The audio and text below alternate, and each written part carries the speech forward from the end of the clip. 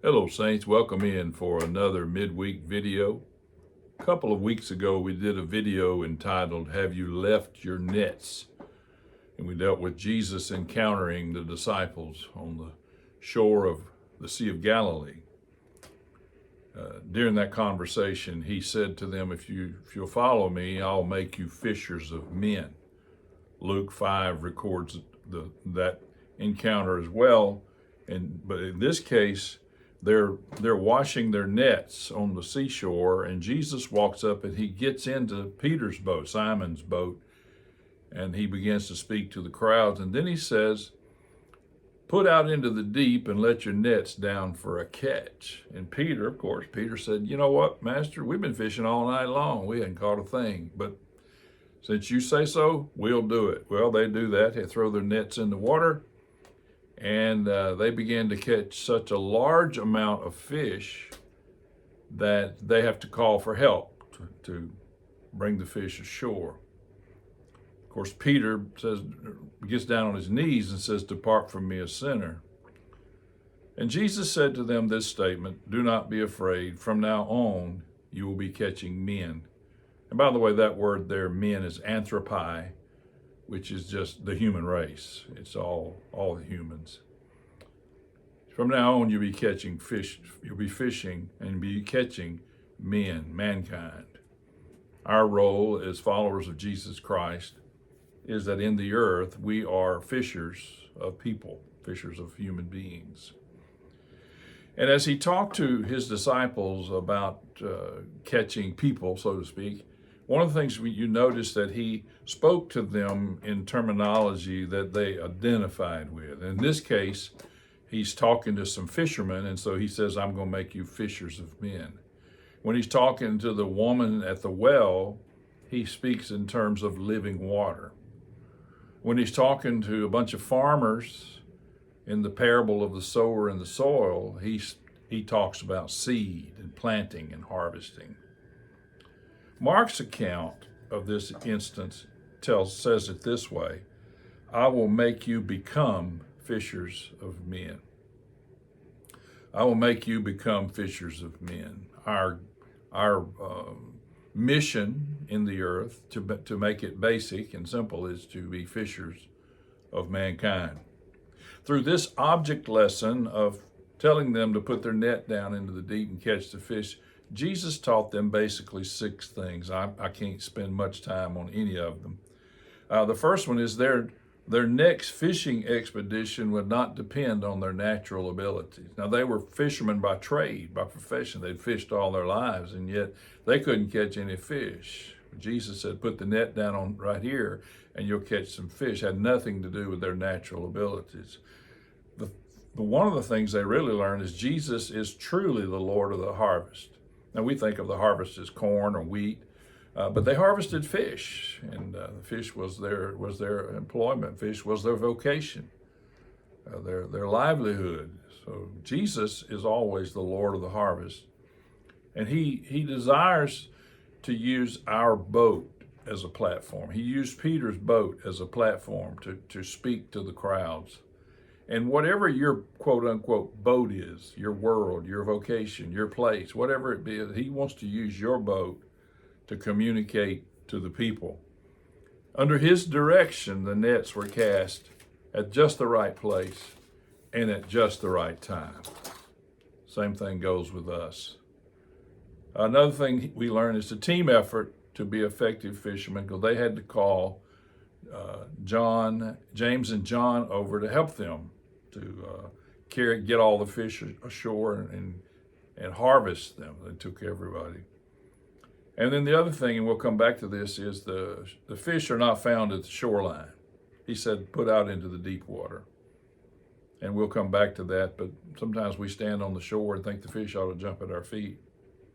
To be fishers of men begins with having compassion for where people are. There's a lot of people in our world that are hurting. There's a lot of people in our world that have questions and issues. And you and I must ask God to give us compassion for where they are so that we can feel alongside them what it is they're going through. Another thing about being a fishers of men is to not predetermine the harvest. You know, we want to do demographics, and we want to predetermine what it looks like. And the fact is, when you fish with a net, when you throw the net into the water, you don't know what's in that net. It's still a harvest, but you don't know what's there. Go to where the fish are. He said, put out into the deep water and let down your nets. If you're going to be a fisher of people, you got to go where the people are. Watch for fishing opportunities in your regular activities, your regular daily activities. He told Joshua, every place on which the sole of your foot treads, that's yours. You and I should look at every day in everyday life, every opportunity we have that our feet take us to, we should watch for opportunities.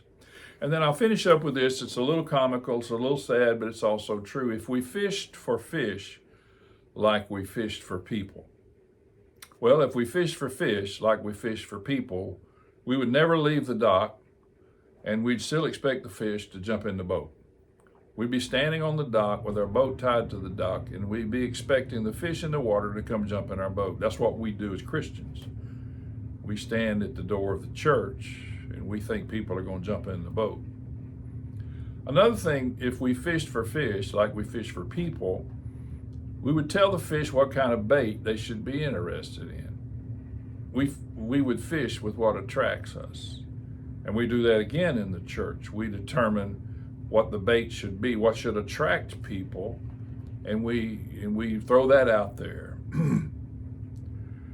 If we fish for fish like we fished for people, some would decide the fish had a better life and would jump in the lake with them.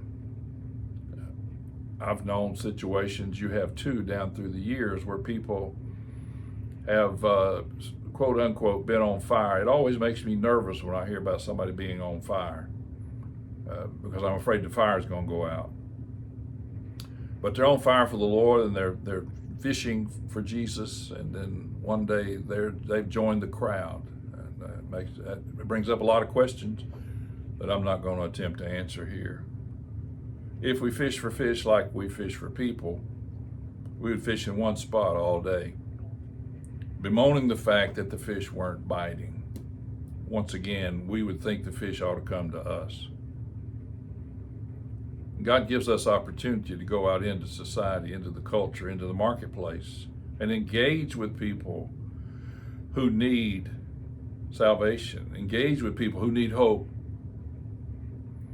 And if we're just sitting in one place, in one building, on a particular day of the week, and that's the only time we expect to engage, we're going to be greatly disappointed. And if we fish like we fish for people, we wouldn't really want to catch any because they smell bad. Sometimes the church, all the church, not a particular church, sometimes the church has avoided people who, quote unquote, smell bad. I read a story recently, and I've heard more than one example of this, where a new pastor showed up at his new church looking like a homeless man. Scruffy, dirty, scraggly beard, and everybody avoided him. He went up and sat on the front row, and one of the ushers asked him not to sit there, to go sit in the back. And then when it came time to introduce their new pastor, he got up. Well, they didn't want to harvest that fish because he smelled bad, he looked bad, he was embarrassing. And of course, he made a point, and it brought revival to that church. We've got to, if we're going to be fishers of men, fishers of mankind, we've got to be able to be where the fish are. We've got to be able to engage with them.